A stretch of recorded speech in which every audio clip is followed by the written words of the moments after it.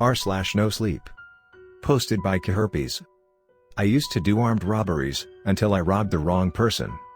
My heroin addiction had spiraled out of control for years, and I had progressed from breaking into cars to robbing people at ATMs, stealing from drug dealers or waiting in dark alleys for drunk partiers to pass by.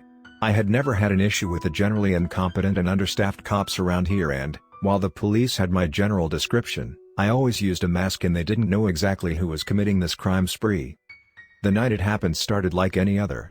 I had shot up dope, nodded off for a few hours, then woke up broke and penniless, like usual. I casually walked to an area frequented by college students, filled with bars and too many guys and girls living off of daddy's money, and waited behind a dumpster, my .45 Ruger tucked under my leather belt.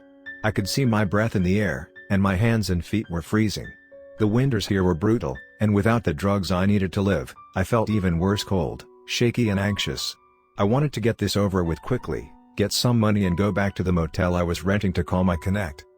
I first saw the man by accident, as I heard a car passing by the nearby road and peeked my head out to make sure it wasn't a cop. If someone nearby had seen me hiding behind this fetid-smelling dumpster, waiting, they might call the cops out of spite. But it was just some pickup truck, his headlights illuminating the silhouette of the man walking towards me. He wore an expensive suit, his hair professionally styled with gel, a heavy gold chain hanging off of his neck. He looked like he was in his late 40s, but still had a strong and chiseled frame. As soon as he got close, I jumped out of my hiding spot, pulling the gun up. His eyes didn't even widen in surprise. He didn't yell out. He just smiled at me, his blue eyes flicking from my gun to my face, covered in a surgical mask, then focusing in on my eyes. "Empty your pockets, now," I said, gesturing with the gun at his pants. "No problem, friend," he said in a low, guttural tone. "You can have it." He pulled out his wallet and gave it to me. I patted his pockets, but that was all he had on him. It was strange to see someone who didn't even carry a phone. Not that I would be likely to steal a phone, as they have GPS, but I would at least smash it so that he couldn't immediately call the police as soon as I let him go. "Just make sure you don't bite off more than you can chew," he said to me cryptically, his smile widening. His eyes looked too black even for the darkness of the alleyway, and his smile seemed to stretch wider than humanly possible. I raised the gun instinctively, stepping backwards and never taking my eyes off of him. Yet somehow I felt like he was the one with the power, and he seemed to have no fear or anxiety despite the circumstances of our meeting. It looked as if he thought the gun would do no damage to him. Once I was near the end of the alleyway, I tucked the gun back into my waistband and started sprinting down the street. I got back to my motel a few blocks away in record time, running into the room and locking it behind me. I pulled out the wallet and began to examine it. It had no ID, no credit cards, not even a library card. All it had was $400 bills which looked like they were brand new and not even creased in the slightest, and a one-way bus ticket to some place called Nara. I immediately turned most of the money into drugs and ended up nodding off in the bed with the TV set to old reruns of The Twilight Zone, having nightmares of that man's eyes turning black in the alleyway as he watched me with evil joy, toying with me like a cat toys with a mouse before it murders it and rips it apart. I knew I had to leave the area soon. Things were getting hot, and police were being dispatched in areas I liked to frequent. Undercover informants were trying to find information on who was behind the string of robberies and burglaries in the city, and I was afraid every time I left my hotel room that I would be rushed by an entire SWAT team and locked away for decades. But by some miraculous stroke of luck, I was left alone. I stopped all criminal activity that weekend, however. I had pushed myself as far as I wanted to, and was determined to restart my life. I went to a nearby methadone clinic and bought a couple dozen bottles from some of the desperate opiate addicts standing outside, telling myself I would wean myself completely off within a few weeks by taking small sips of methadone every few hours to take the edge off the worst of the withdrawals. I read the one-way ticket I had stolen from the man. It stated that it was good for any date, and that I could get to the city of Nara by bus. I called the number on the back of it, and a robotic voice told me that a bus was scheduled to leave for Nara at 9 a.m. the next morning on some seldom used one-way street next to the state capitol building downtown. After packing up my meager belongings and my last few $100s, I got a few hours of sleep, doing the last of my heroin before throwing away all my needles and paraphernalia. By the next morning at 8:30 a.m., I was waiting on the deserted side street, listening to music on my phone, wearing multiple jackets and a couple shirts to try to keep the cold away. But the first fingers of withdrawal were beginning to affect me by the time the bus pulled up. I felt like someone was dripping ice water down my back and spine, goosebumps popping up all over my skin so badly that they hurt, a rising sense of anxiety and fear about the impending withdrawals rising in my chest. I was afraid, and wondered whether I was making the right decision. The bus was totally empty except for the driver. It didn't look like any bus I had ever seen. It was painted in bright shining red paint, with 7-pointed stars of all colors covering the exterior, a set of scales next to the logo which read Maak Transportation Company.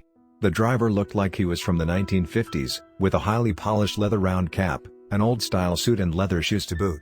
He looked down at me with icy blue eyes, his expression cold and unreadable. "May I see your ticket, sir?" he asked in an emotionless voice, reaching out his hand towards me. I hesitated for a moment, then pulled the one-way ticket from my pocket. He looked down at it, frowning, then looked back at me. "All right, let's go," he said.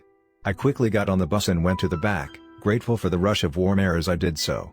I took a couple sips of some watered-down methadone, still out of it from barely getting any sleep the night before. Before I knew it, I had fallen asleep. When I awoke, the bus was totally packed. A little girl sat next to me, dressed in an old-fashioned blue dress, tiny blue bows wrapped through her hair, her little blue eyes staring up at me with curiosity. I groggily turned my attention to the rest of the bus, and it looked like the bus had stopped at a United Nations conference after I fell asleep. There were Asian men with glasses and briefcases talking quietly in a foreign language, a few rail-thin black men with countless scars, red bandanas and no shirts, a few white women with dyed hair and more piercings than I could count who looked like they had been pulled out of a nearby strip bar, and much more besides. I felt absolutely terrible, like I always did when I woke up and was withdrawing. Freezing cold waves ran through my body, my eyes were watery, my nose wouldn't stop dripping, my stomach was doing flips and goosebumps stood out all over my arms and legs as the heroin withdrawals crashed into my mind with dysphoric intensity. "Ah, darkness, my old friend," I thought to myself. "Are you going to Nara?" the little girl beside me asked in a low voice. I turned my bleary eyes down at her. "You don't look like you belong. At least not yet. One day soon, I think you will be ready, if you don't change the path you're on." "I'm going anywhere but here," I said to her. "Where are your parents anyway?" "My parents," she said softly, looking down at her lap, "are dead. I killed them." I rolled my eyes. "Sure," I said. "That's not a very good joke, little girl." "My name is Zenaida, not little girl," she said, smiling up at me. "Harry," I said, shaking her small, soft hand. I looked down, thinking I should take a sip of methadone to try to get rid of the worst of the opiate withdrawals, and realized my backpack was gone. I immediately freaked out, looking around frantically, my heart feeling like it would burst out of my chest. I couldn't go cold turkey. Like most addicts, I was absolutely terrified of cold turkey withdrawals, the endless weeks of insomnia and nightmarish intensity of the symptoms. "Where is my backpack?" I asked loudly. No one looked at me besides Zenaida. Most of the passengers on the bus totally ignored me, acting like I didn't exist. A girl with dozens of piercings and a face tattoo looked over at me and frowned, shaking her head. "I don't know," Zenaida said, smiling slightly and shrugging. "It wasn't there when I got on at my stop." "Why? Was something important in it?" I shook my head violently. "You have no idea," I said. This whole trip felt more and more like a mistake. "Next stop, Veriton," a robotic voice echoed throughout the bus. The bus started slowing down, and as I looked out the windows, I realized I wasn't in Kansas anymore. The world outside had huge, tree-like molds growing everywhere.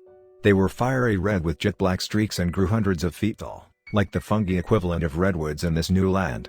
I saw humanoid beings walking on trails that wound through the forests of fungi, their legs bending backwards as they crept forward like birds. They stood 20 feet tall with deathly pale skin, like some worm from a cave that has never seen the light of day, and wore black suits on their thin, skeletal bodies.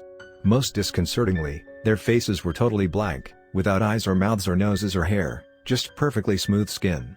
They walked by in twos and threes, and I saw some of the passengers of the bus get out and begin following the trails traveled by the strange beings. "Am I tripping right now?" I said, mostly to myself. I tried to remember if I might have been dosed with psychedelic drugs without my knowledge, if someone might have put drops of LSD in my water bottle or food, but I couldn't remember any opportunity anyone would have had to drug me. I had certainly had enough experience with psychedelics, and this almost felt like something from the DMT world. The bus slowly began driving forward again. the Asian businessmen who had departed and the faceless beings in front of them fading out of view. The fungi forest thinned out, and on the horizon, I saw a floating city. Spiraling silver spires without any visible windows or doors were interspersed with massive statues and domed, spiky houses with a most disconcerting Lovecraftian appearance. The metal streets of the floating city looked thousands of feet wide, the structures and skyscrapers disappearing into the white, puffy clouds of the sky. Then we were off again, entering a black tunnel. I could see nothing outside the bus now. Next stop, Naraka, the emotionless voice of the robot sounded. A gasp of horror rolled through the bus as some of the passengers in front started weeping or praying. Naraka, Naraka, no, please, no, a starved-looking black man said in the seat in front of me with a thick South African accent, before putting his face in his hands and crying. We exited the seemingly endless black tunnel, coming into a horrifying world. The streets were paved with bone, and it seemed like we were encased in a metal container thousands of feet tall. The smell of smoke and burning meat entered the bus, and as I looked around, I saw countless people stretching all the way to the horizon. They ran constantly, most of them naked, their skin burning as fire seemed to sprout from the ground itself. It came out everywhere except for the roads, flames rising a couple feet in the air and sending off thick black clouds that rushed in the strong breeze inside the massive container. To my left, only 100 feet away, I saw a crying man on his knees in front of a blue-skinned being. The being looked like a tall man in most ways, except for his luminous skin and bulging black eyes. As I looked past him, I saw countless more of the blue humanoids. They appeared to be in charge here and seemed unaffected by the fires, heat or smoke around them. "Those are the Naraka novice," Zenaida said to my right, peering out the window dispassionately. "Look at how well they take care of the sinners," she giggled slightly. The crying man grabbed at the feet of the Naraka novice in front of him, saying, "Please, sir, I am so thirsty. I have been thirsty for so long. I cannot take it anymore." Smiling an ear-to-ear grin, the Naraka novice grabbed the man, pinning his arms behind his back while another blue-skinned being came over with a black pot of boiling water. They forced the man's mouth open and poured the boiling water down his throat, his skin being scalded off in papery layers by the intensity of the heat. As the door of the bus opened, dozens of blue-skinned men stormed the bus, dragging out each passenger one by one. The driver grinned, turning to look back at me, and I realized with horror that it was the same man that I had robbed in the alleyway. "This is the last stop, friend," he said, his piercing eyes focused so intently on me that I had to avert my gaze. The blackness of his pupils seemed to expand and take over his whole eye. "After all, didn't you come to me and ask for this? You demanded it, by knife or by gun, and you will get all of it you desire.